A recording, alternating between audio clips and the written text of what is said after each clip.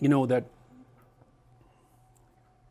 the system in Russia, the Soviet Union, which was a collection of states, an empire, and the system that Mao established in China, and the system that still exists in Korea as a remnant of the Cold War,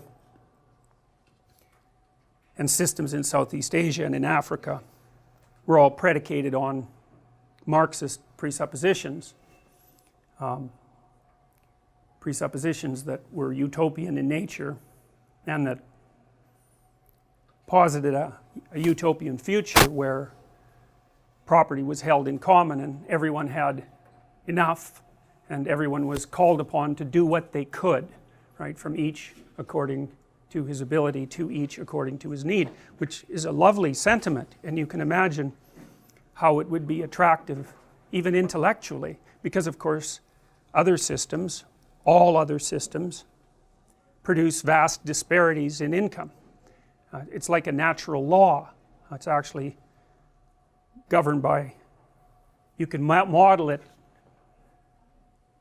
with a distribution called the Pareto distribution, and the Pareto distribution looks like this. It doesn't look like a normal distribution. A lot of you guys have been told about normal distributions and how many things follow a normal distribution, most things, but that's really a limited case. You can understand a Pareto distribution if you've all played Monopoly, I presume. At the beginning, everyone has the same amount of money, will include property, the same amount of wealth.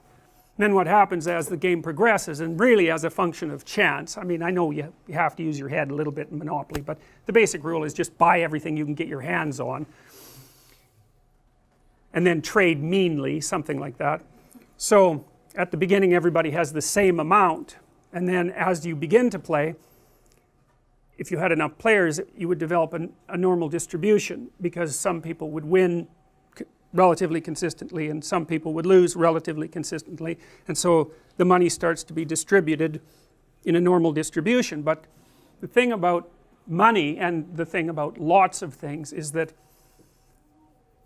zero is involved, and zero is a weird place, because if you're playing a trading game and you hit zero, then you're done. And it's very hard to recover from zero, and you know, it's really hard to recover. You know when you're doomed in Monopoly, you know, you can tell. You've got some resources, but there's going to be some crisis when you land on some hotel and you're going to get wiped out, you know it. So there's a point at which you're headed for zero, even if you have something, you know, and you might be rescued by luck, but you know when you're doomed.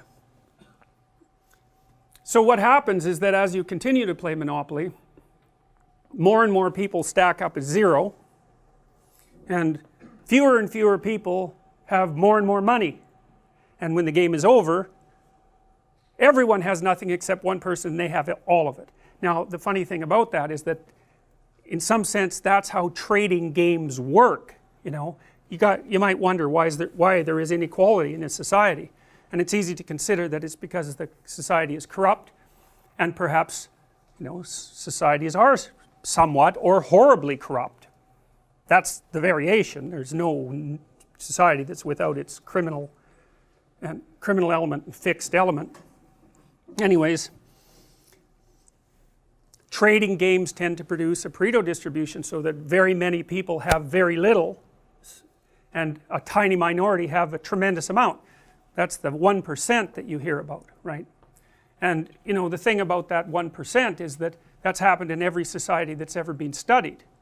It doesn't really matter what the governmental system is, and it certainly happened under the Soviets, that's for sure. And there was a lot of people who had enough zero so they just died. So, you know, the utopian dream was completely unimplementable for a variety of very complex reasons. One is that it's very hard to fight against that distribution pattern when people are trading, because mere statistics will do that. And then there's other things that, and I should tell you as well that the Pareto distribution governs a lot of things. So like if you look at books, if I remember properly, last year there was something like 1 million English language books published, and I think 500 of them sold more than 100,000 copies, which is none, right? That's none. And of that 500 you can be sure that one of them was by Stephen King, and he took half the money, because there's like 5 authors in the English language who are on every airport paperback stand, occupying the top rung, and that's massive real estate, right, because it's replicated everywhere. And because they're so prominent, and because they're known names, when people are in a hurry and they just want something to read, they just grab that, and then more money goes to those people. And so, you know,